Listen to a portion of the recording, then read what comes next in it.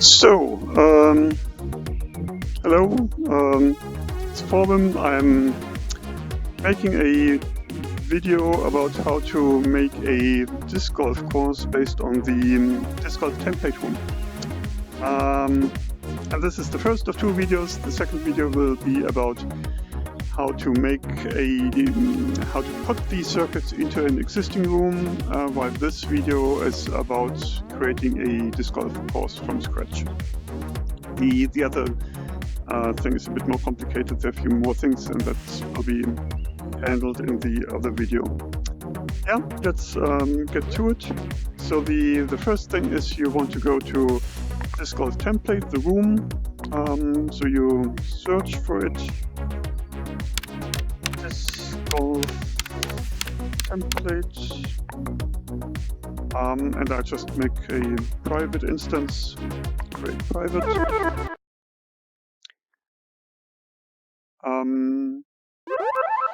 Yeah, so this room has everything you need for the golf course. That's this circuits. Then there are a few holotars explaining a small bit of stuff. There's a description of the game roles. You don't need the game roles here because this is already in this room. If you go to this room, set up roles, then you can't see them because this is not my room and not your room. So first we have to make a copy of this room. So you go to this room, details, copy. Give it a name. I'm on a Jolly account, Jolly Disc Golf. That's what I wanted to call it. So you give it this. You call it whatever you want for this copy. And then you can see the roles that you need under roles. And that's the roles that are described here with all the settings. But when you just copy the room, you don't have to care about this. You can just take the roles that are in this room. Yes. What else? Let's just see how this disc golf works. What the players should see is without the gadgets. This is a special object. Ideally, it should be somewhere further out, away from everything, like on the horizon somewhere. Because if it's closer to these discs, these beacons that come up will be tilted. So for having straight beacons, it's better to have that other object far away. It's a 3-player disc golf. The purple team always spectates, so yeah, that's a limitation of the circuits. It has only 3 players. So you can join any team up to 3 players. You start it by pressing start. Game on! And then the discs spawn in the initial positions, and that's the beacons I was talking about. So they are straight when this object, the glowing object, is far away. I'm on the red team, that's why now I can only grab the red disc. Then it should say which hole you start with and what the par value is and what stroke you have. Then Goal! If you hit that, it shows you your score for that hole. So I was under par, was par 2. With one throw, I'm at -1. It indicates the active goal either with this kind of stage light, with the color for whoever has to go to that goal, or in my case now for this goal with a beacon, and because this is now my goal and I'm red, it's marked with red. Teal and blue have this goal, and that's why the color of this stage light is this kind of bluish color. Yeah, so you should choose either using the stage lights for the goals or these large beacons, because being consistent is probably a good idea. But you can use either one. The discs don't respawn. You just, when you have scored a goal, you just continue. You can put in bonus goals, so that you can specify how large the bonus is, but it doesn't show the number. It only works once per game.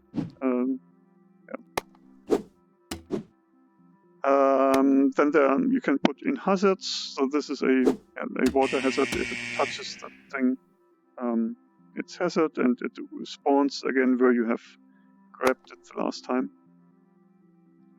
If you throw it somewhere where you can't grab it anymore, you can always get it back with this hazard button. Just press the hazard button and the disc spawns where you have grabbed it the last time. If all players that have scored at last one goal finish by scoring with the last goal, then the game is over. So because I was the only player, the game is now over. Yeah, so that's how it works. And let's see how to actually customize this and make your own disc golf course.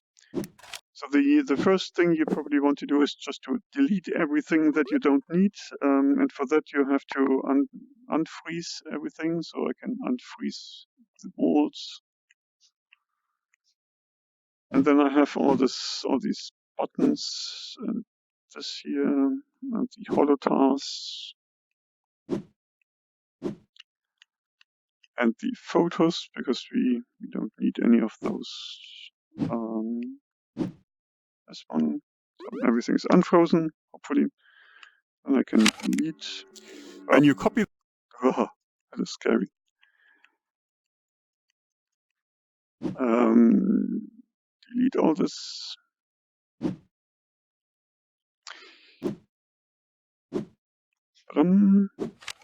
the ceiling.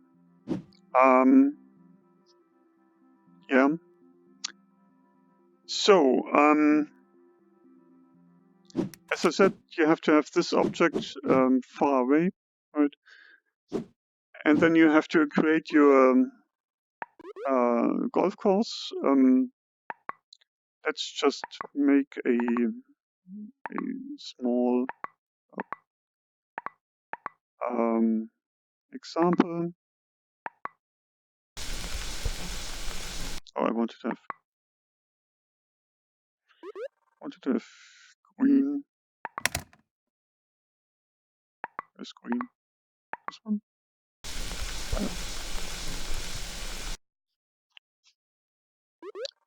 Yeah.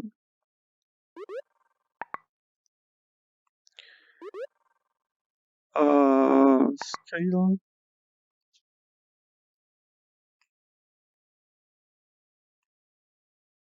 I don't know.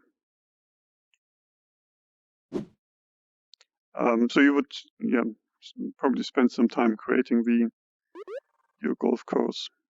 I'll just make a simple example. So this, and then maybe some water. Maybe I just can clone this.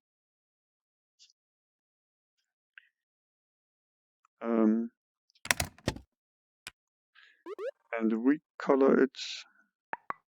Edit. Recolor. Blue. Maybe a different material. Where's the shiny metal? And then scale it.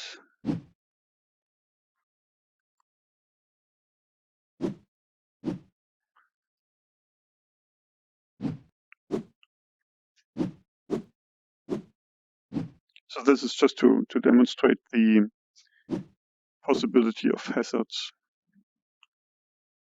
Yep. And then I freeze this object. So this is going to be my golf course, my my example. Yeah, so the first decision you have to make is whether you take the beacons for the to mark the holes, or whether you want to have the stage lights. Let's just go with the beacons, so I can delete everything with this hole, and we just use the beacon here. Yeah. So for each hole you have all this stuff. You probably don't need these. So this is just a connection going through the adder chip. It doesn't do anything. At some point I thought it might be more stable and avoid some errors when you have this adding chip, but yeah, I don't know. It's up to you whether you want to use this. So I just select everything here. It's a trigger zone, the disc golf goal, and then the beacon, and you have to select everything. And then for each hole in your golf course, you have to make a copy of this, of the chips and the beacon, the trigger zone, and the golf course, and the golf hole. Yeah, and then you would put these holes, as many as you want, into your whole course. Let's say we have 4, just for this example, 4 holes. And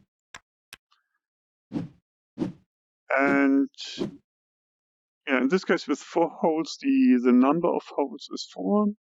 So that's something you have to enter in here, the number of holes. The end control needs the number of holes, and I have this in this variable chip. So if you go with the configure mode, the red pin has a 2, because that was in the template room. For this example with 4 holes, I changed that to 4. And then this goes into this number of holes for the end control, and also for the color control, number of holes. So this is one thing you have to do, and then there's a reset line, and that is most important for the bonus goals, but yeah, I'm not sure whether it's at all important for the holes, but it's by connecting the reset from the start control to the first hole and then to the next hole, you kind of create a line, this reset line between all holes, and that gives a nice kind of line what the golf course is, right? So you can just visually continue the course, and you see the white line following the course, and then you can put also the bonus controls in between in this reset line. And then each hole has to know its number, the hole number. So again, this is this red pin here. You go in configure mode. This is the first hole. Then this for the second has to be a 2. Then the third here, and the fourth. So that's the hole number. Maybe we go back to the first one. Then goal R is the red pin of the goal, right? So that's this red pin here. Trigger R is the red pin of the trigger zone. Then light beacon, stage light or beacon blue is this pin, and stage light or beacon purple is this pin, and beacon yellow is this pin. We don't need the light yellow. And we have the reset line. So the only 2 pins that are not connected yet are the color message and the hole message. It doesn't matter in which order you do it, but let's start with the color message. Yes. color message. The color message you get from the color control. Where's the color control? Yeah, has an output color message. So you can't connect it from here because the output of a circuit board can only go to one chip. So you have to put it into this other chip or something, and then you can connect from here to all. I can close this to all the color message input pins. So I go here, color message. Connect this color message to the color control, and then I go from here again to this color message, and then this color message. And now I have connected all the color messages and also this one, which I actually don't need this whole hole. I can delete it.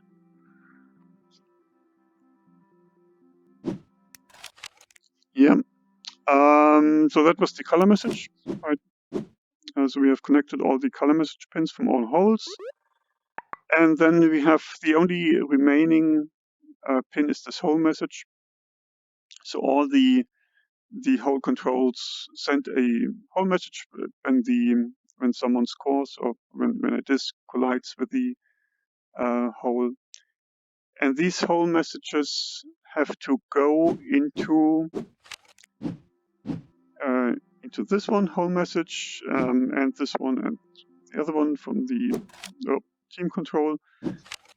So the way that works is that you collect and add all the hole messages from all holes.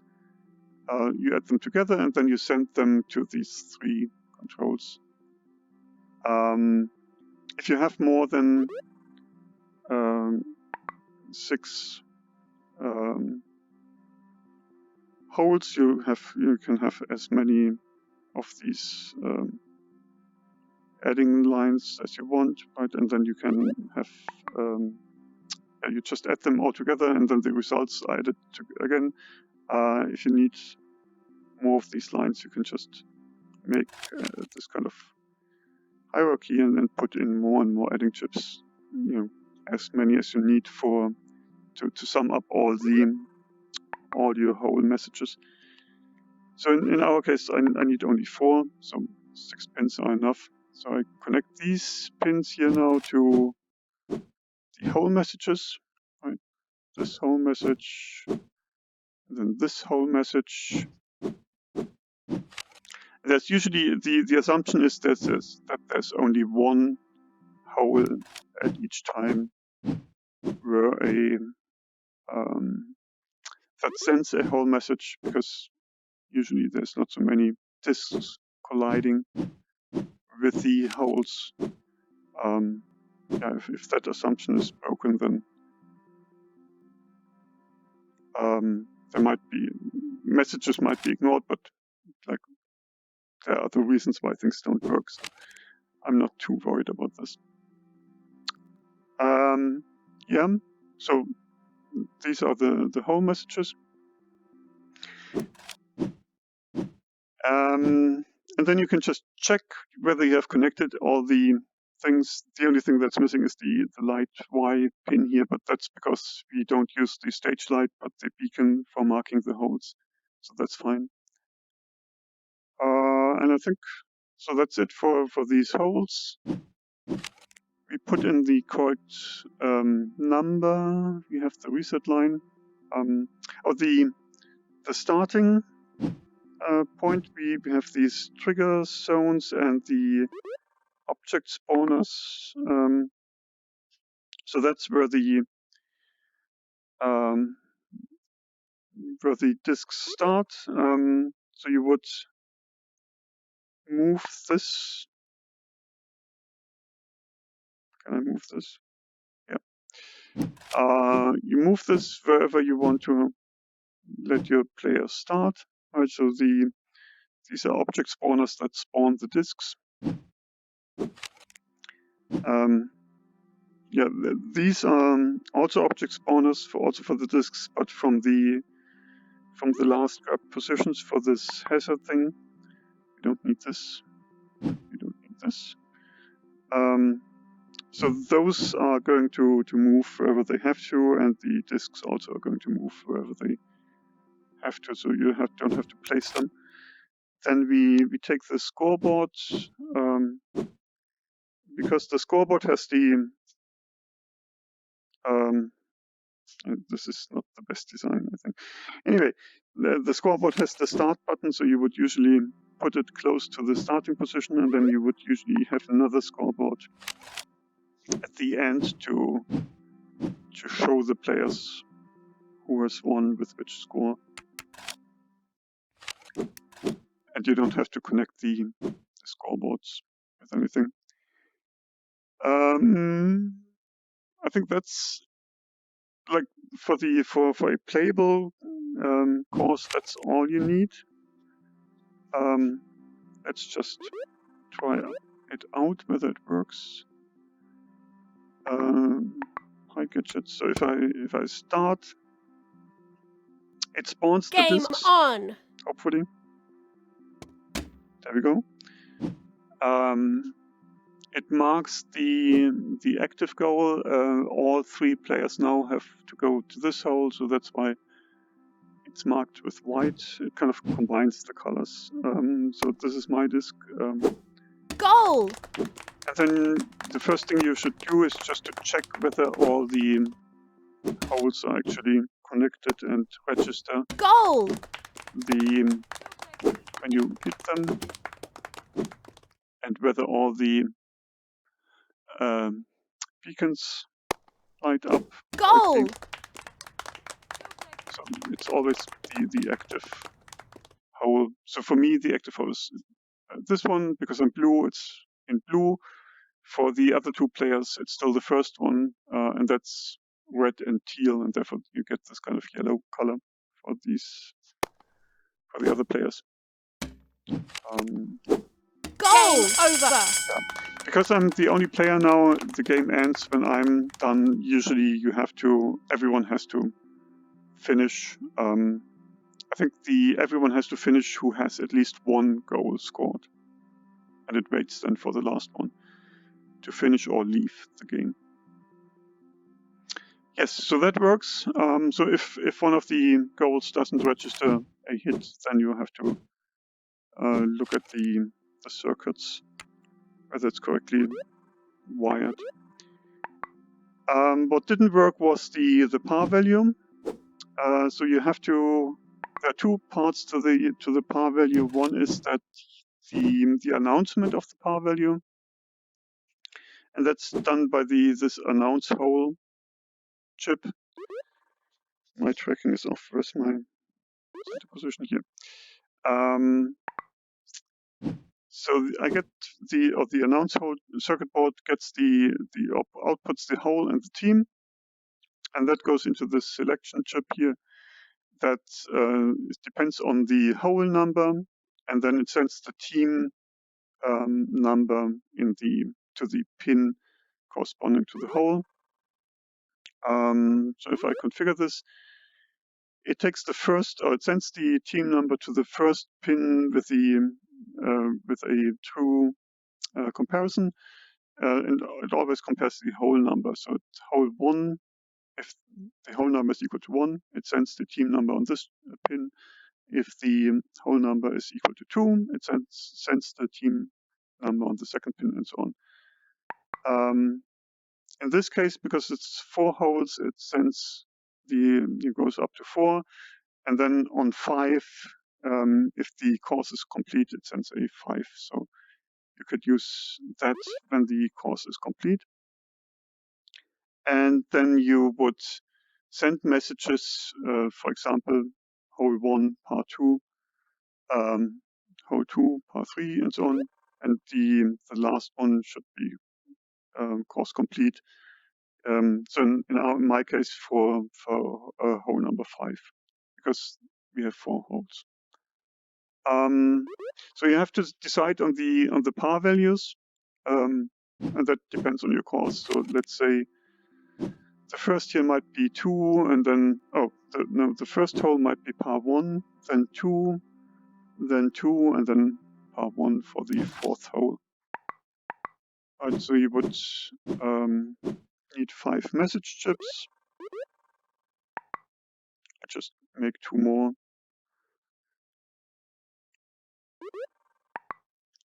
So 1, 2, and it should always go to the blue input pin because that's play for the whole team, which is only one player, but anyway. We get the team number and therefore we have to connect it to that. And then the last one for the hole number 5.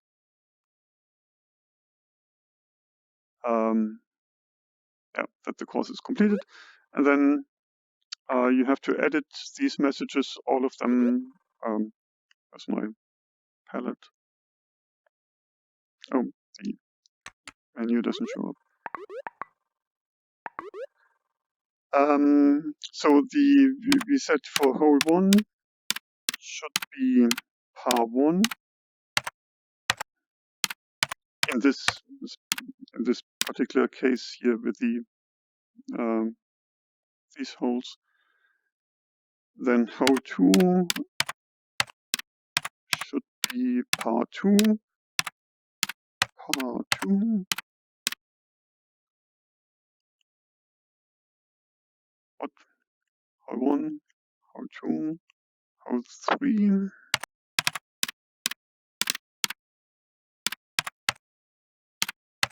Hole 3, also par 2. And hole 4, let's say par 1.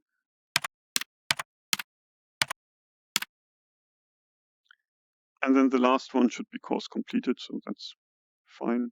And for hole number equal to 5, it should say course completed. So that's how you get the right messages. Then for the circuits to know what the par value is, the way it works is that these team control circuit boards send out the whole number for each team. So for the blue team here, it's T1, the whole number, and then that goes into this kind of circuitry, and then the output of that goes into team 1 par, and that's the par value for the current hole. So these chips have to compute the par value for each hole.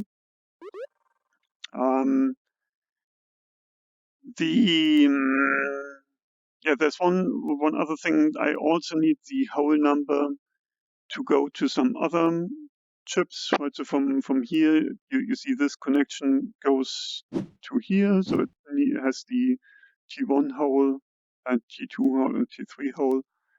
And it also goes here. The color control needs the whole number, and the announce hole needs the whole number. So that's and I can't put the each output of a circuit board pin can only go to one chip.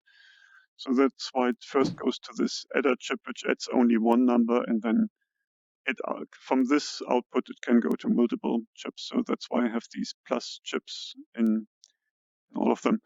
The rest computes the par value for each hole. And I do this here with the selector chip. So again, for each hole, and now I have more cases, third hole, fourth hole. And in this case, I just send, so depending on the hole, it sends a signal to these pins, and the signal in this case is always 1, which is the correct par value for the first hole and the fourth hole. For those holes we don't need to include anything. For the second and the third hole, we wanted to have par value 2, and we can do that by multiplying this output here with a 2, and that's in this variable chip. So I multiply the output, which is 1, always, because I put in this one into the selector chips, then I get a 1 out here. And if I want to have par value 2, I multiply this with a 2, and then I get par value 2 here for the second hole. And I can do the same thing for the third hole, right? Multiply the output of this pin, which is the third hole, with 2, and then I add it to this chip here. So for the first hole, I just need the par value 1, right? So I can just directly add it here. Same for the fourth hole. And then I need a additional plus chip here. So if you need additional values, par values, you might need additional variable chips and additional multiply chips and so on. So you just have to add that as you need it. Then I can make this kind of. This is strange.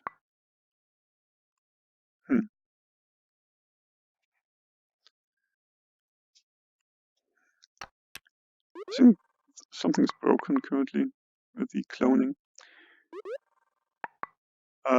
So if we need for the fourth hole, we get the par value here, and then we have to add this, all the par values. There's only one hole number, so we get only one par value, so we can just add that.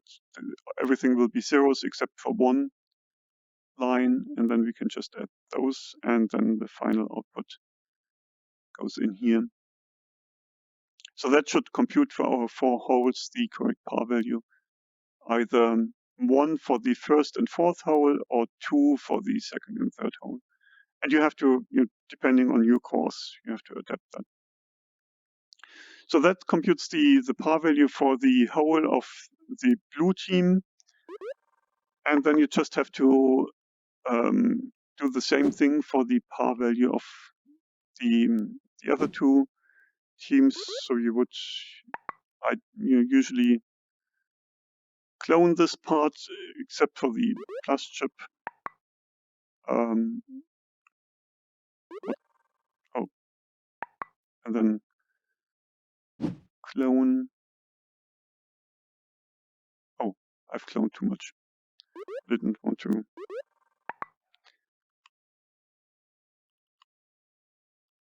This is also broken. I thought that. Anyway. So yeah, so this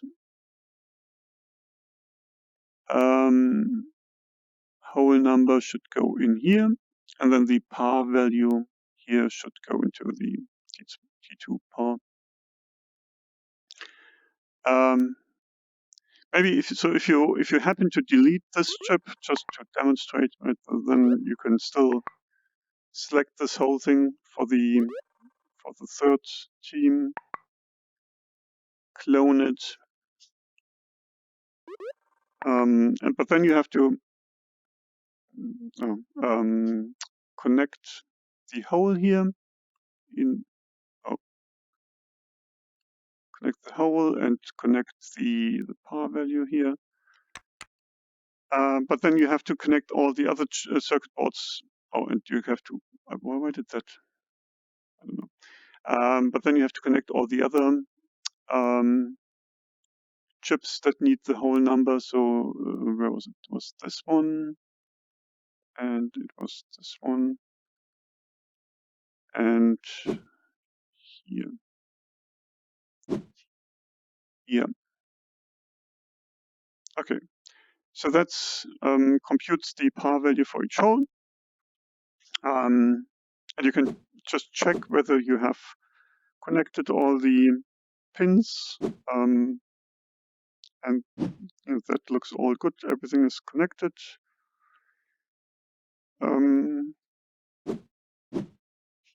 So that's looks all good.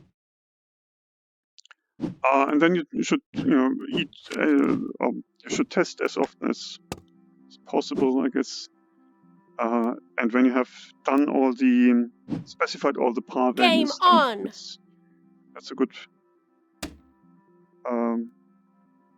good moment to test your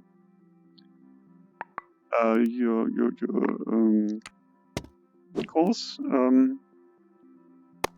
So now it says par 1 for hole 1. If I do it in Goal. 1, I score par. Hole completed. Hole 2, par 2, as we wanted it. So if I score in 2 throws, Goal. I get par. Oh, maybe I was too quick now. Oh, yeah, it doesn't say which hole it is. I was grabbing it too quickly. We don't have the hazard yet, so that's why it didn't Goal. anything. Par value, because we have 2, and the last one was par 1. So let's see. Goal. Game over. That was par 1. It says under par.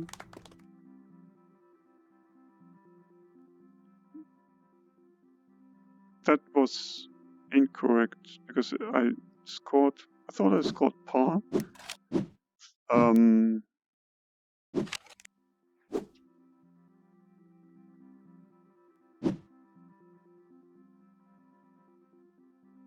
Let's try this again. I'm confused why it said on. -1 when I was scoring par. Goal.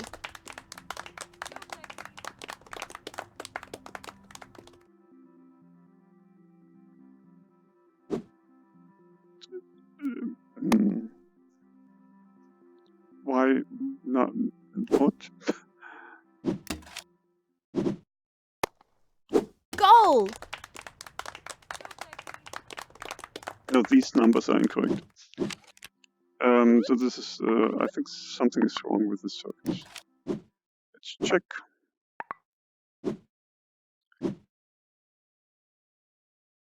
Hole goes in here.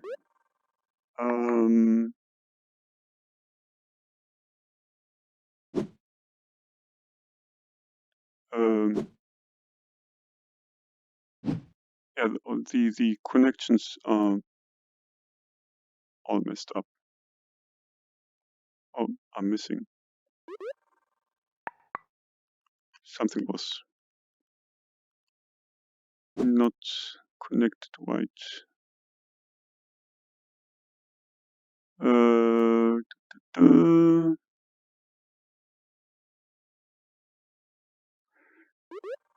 I think this looks. Let me check. 1, 2, 3, 4. This is a 2. This is a 2 multiplied with 2.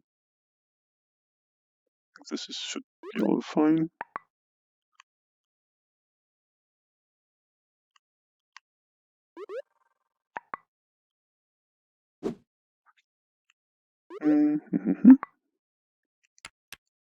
Oh, maybe because I wired it while it was selected, and then I tried to connect to more pins than it should. Okay.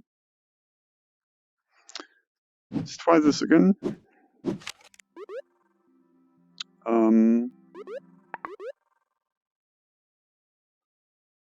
Maybe first stop the game. Game options. Game over. And start again. So the teal. Let's see. Game on. So we had 0, par 1. Goal. We have 0 still, par 2. Goal. So now we should still be at 0.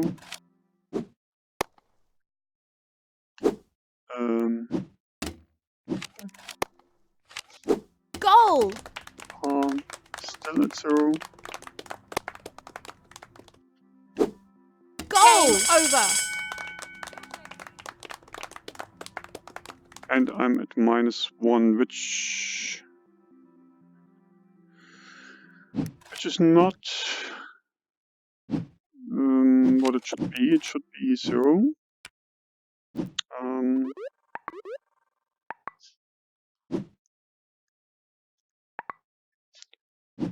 So hole number 4, maybe so there are a couple of reasons why this is incorrect. Right? So it could be that we have the wrong hole number. No, the hole number is correct, 4, and that's 3. And for hole number 4, if we look at this one, here we have comparison mode large greater or equal to, and that has to be equal to. Because if it's greater or equal to, then we always, and this is always the first comparison that is true, and then it sends out the signal on this one. Yeah, so that was the mistake. Yeah. Let's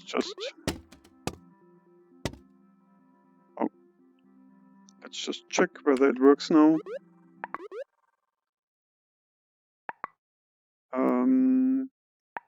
Yeah, and I didn't check right yet. So Game yes. on. So yeah, sometimes you have to debug stuff with Goal. checking whether everything works as it should work, right, and whether all the Goal. lines have the right values.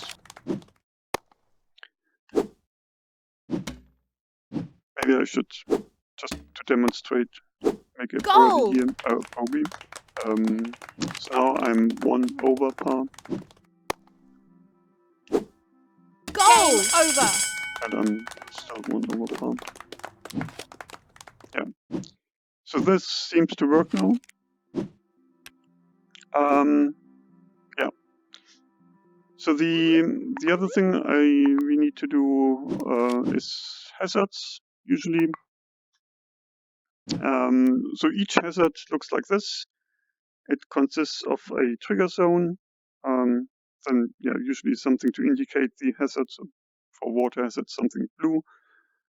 And then the red pin of the trigger zone has to go into the trigger arm pin here, R for red. And then there comes a hazard message, and that's the hazard messages of all hazard zones are collected in here.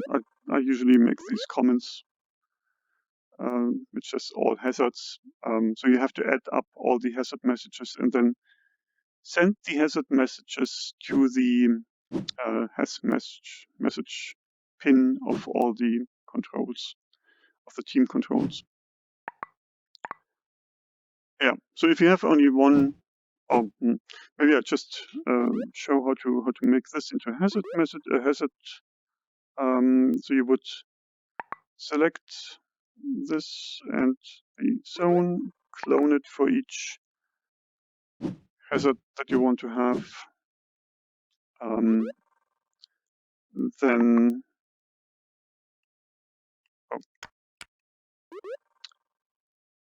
can I align this? Is this this is already aligned? Yeah, I can just scale this, I guess, make it large enough to cover the whole or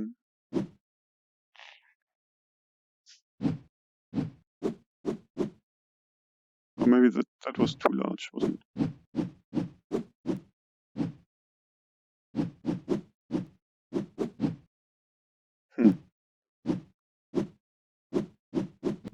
Oh.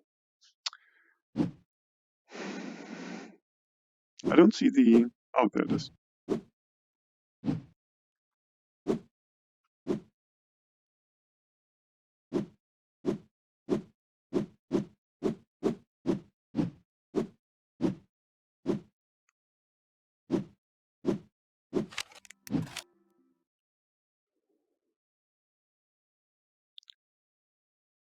Why is it scaling in all dimensions? I can't manipulate. Yeah. Oh, I guess I can't scale it in only one dimension. So this is the trigger zone should be has to be a bit larger. The trigger zone should be aligned somewhat with the visual indication of the hazard zone.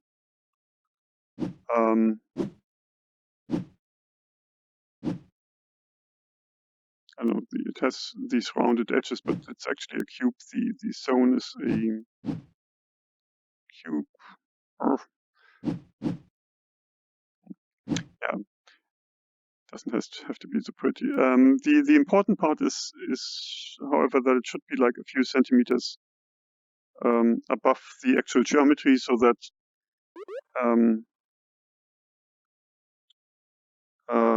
that it registers the disk even when it lands on top of the geometry. So that should work. By default, the triggers they should not be grabbable, these trigger zones, because then otherwise players might be able to grab them. So that shouldn't happen. And then you need to connect them. Oh, it's already connected here, right? So the red pin. Can I fly? No, yeah. You should actually set flying to true if you want to add it. Usually, first that in roles, I guess. Sorry. Everyone can fly. Yes. So the red pin has to be connected to this trigger arm, and then the hazard message has to be connected to this, or has to be collected from all the hazards. Right, so we have now this hazard and the other hazard, and then that gets added up here and then gets sent to the team controls. So with this, I'm teal. What is the teal one? This one. If I now hit the trigger box, the trigger volume, then it gives me a warning or a hazard. Yeah, as I mentioned, the trigger volumes have sharp edges, so it's actually covering this part here too. Yeah. Yeah, and then, well, you could put this button wherever you want to have it, but usually somewhere where players can see it at the start, so that they know where this button is. And you can have multiple buttons and then just add the signals together. Oops, I was just. Oh no, that's not good. I think when Game on. one of the discs was flying away. By starting, I kind of recall the disk. Otherwise, it might despawn, which is not good. Yeah. Game options. Game over. Yeah, bonus works similar, like the hazard matches for each of the bonus thing consists of a object goal, right? So that's in your palette. Or is it props? Dynamic props. Object goal large. That's one part, and the other part is a trigger volume, right? So that's should be somewhat aligned, and has if you look for that's the object. The trigger volume has a filter by tag for disks, so all the disks have this disk label, and it keeps track of objects and is not grabbable. Yeah. And then we have to connect the red pin of the trigger volume and the red pin of the object goal here, and then with this value, in this case 1, specifies how large the bonus is. And then each bonus goal has a bonus message that goes like the hazard messages, and the whole messages is collected, added up together, and then goes into the control chips. Yeah. I guess, yeah, you can put that into there.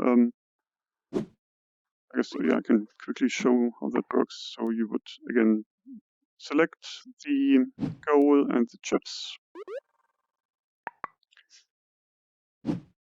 clone it for each bonus that you want to have.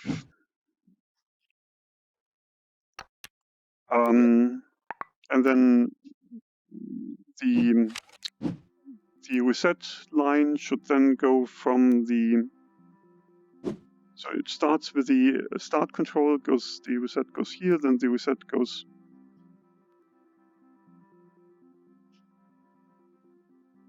oh, the reset line goes to the next goal.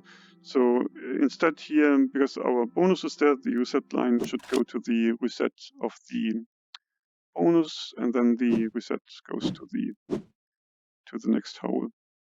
And that kind of makes sure that you have this white line that shows you, goes from hole to hole and covers all the bonus things. And then each bonus control should go to the collection here and should be added. And that takes care of the rest. So that's, and we have default 1. Let's just try this out. With Game red on. this time.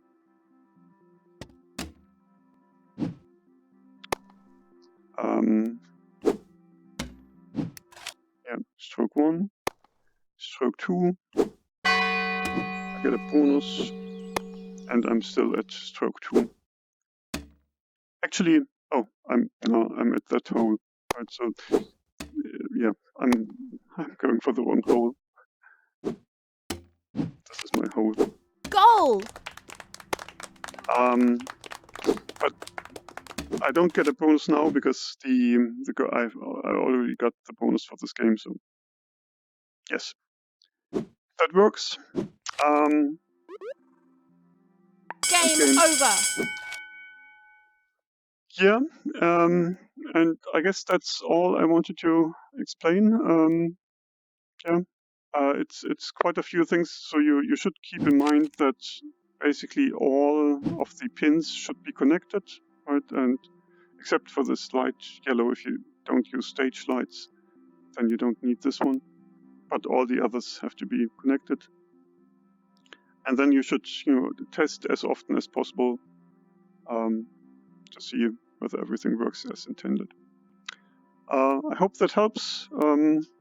Yeah, if you publish your room, I guess you have to check all the standard things, which motions you want to support, which environment you want to have. You should set the maximum number of players to 4. I should change that actually in the template. And then take a room photo without the circuits, ideally, right? So you usually would hide the circuits and then take the room photo. Grab me.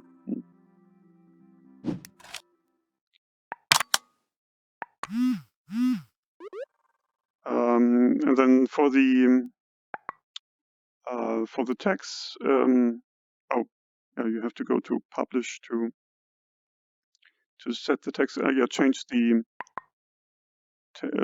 the description, and then when you publish, golf is a good tag probably. Disc golf is reserved by against gravity. But that's a good tag, and then whether you want to allow juniors, whether people should be able to copy, and then you can publish. The other thing, I guess, in roles you have to in permissions. Sorry, everyone you probably want to disable that they can use few gadgets and use the maker pen and save inventions. You might want to activate or deactivate whether they can terminate the game early, and in roles you might want to change whether people can fly or not. And this how fast they can walk and teleport.